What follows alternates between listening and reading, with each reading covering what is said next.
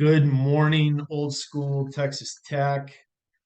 Some people might find it annoying, but I don't mind Mondays with my life. It's a good teaching day. I don't dread Mondays like I used to when I worked in corporate America. So happy Monday. I hope your week is off to a good start. I just thought I'd talk to you guys for a few minutes this morning. Kind of an interesting time of the year for Texas Tech athletics and I suppose the university in general as everybody's winding their classes down. I remember those days well. Anyway, I want to talk a little bit about Texas Tech Lady Raider basketball, which is becoming increasingly exciting. I want to talk to you about Texas Tech men's basketball, which is interesting and a little bit exciting as well. And I want to talk to you, of course, about Texas Tech football, just kind of some random thoughts on this Monday morning, December 4th. It's about 7:30 in Ecuador. I've got my coffee. My coffee cup's a little embarrassing, as you can tell. I'm behind on dishwashing, so I've got the less than masculine coffee cup. So have a field day with that if you want, especially on the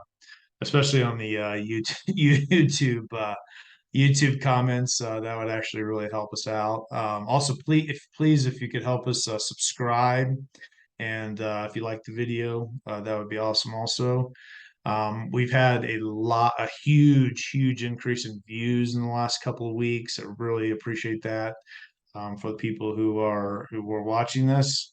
Very appreciative. Anyway, so let's start with Texas Tech women, 9-0. I know they haven't played anybody really good yet or anything like that, but they're the only 9-0 undefeated Division One women's basketball team in the country. At least that's my understanding. I just looked at a major sports outlet. Well, I'll just go ahead and say it, ESPN's bracketology. I've heard from some people that that's not the best one to look at. But anyway, they had us out of the bracket. I find that very disrespectful, but I'm not surprised at all.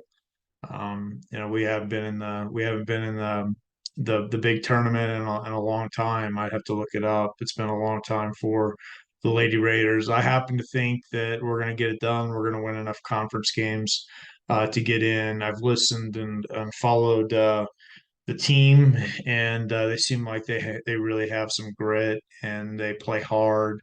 And I think it's really impressive what Coach Gerlich has done, taking over that program during the medical crisis we were going through a few years ago.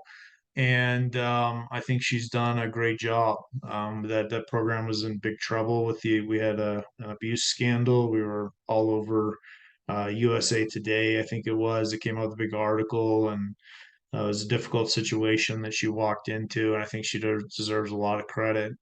Some of my friends make fun of me, but I think she's because I just think she's a great coach. I'm a big fan of her. They make fun of me because I find coaches that I admire, and I like to learn from their leadership.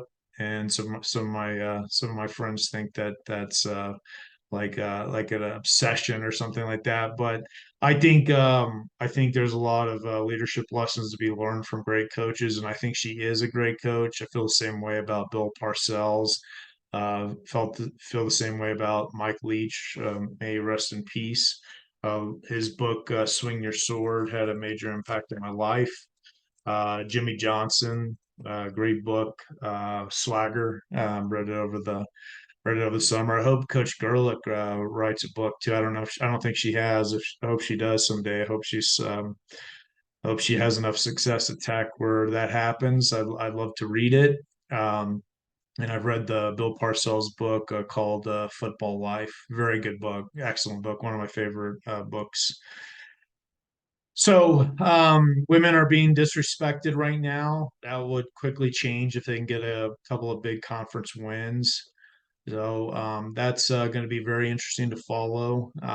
She's the most conference wins. I believe she's won at Tech is six.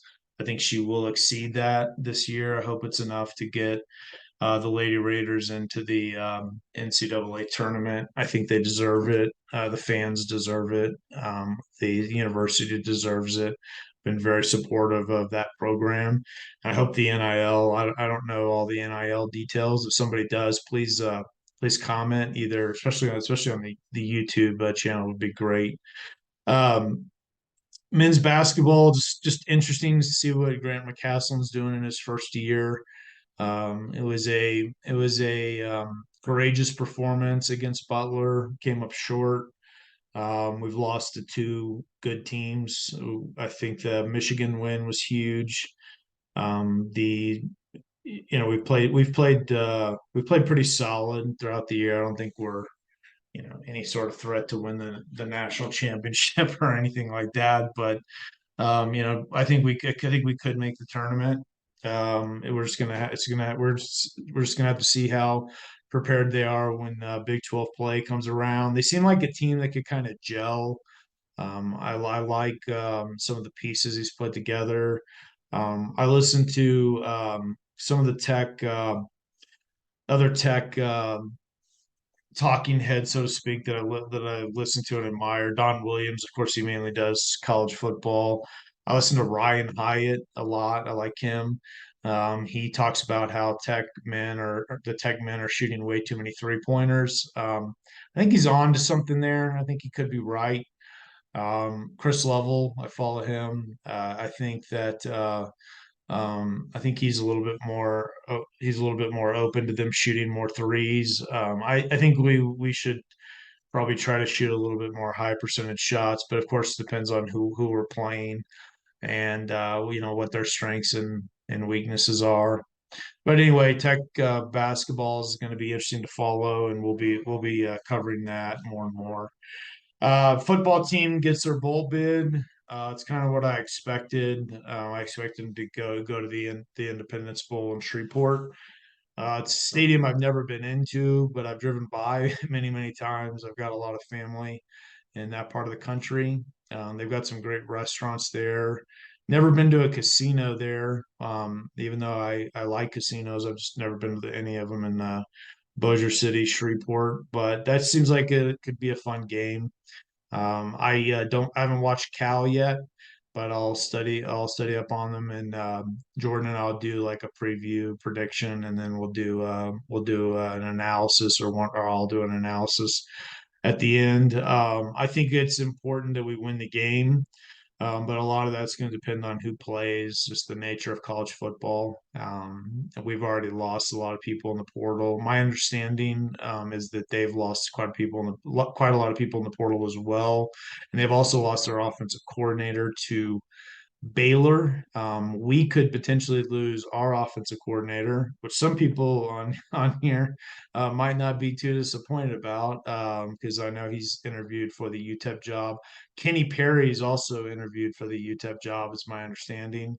I would hate to lose him, so I wish I would prefer I would prefer UTEP hire Zach Kitley if they're going to hire one of our two coaches, and I can understand why they would be interested in both those guys for different reasons. And who knows, Zach Killy. I've always thought Zach Killy had a bright future. I just don't think he did a good job this year at Tech. So yeah, that's just my honest opinion.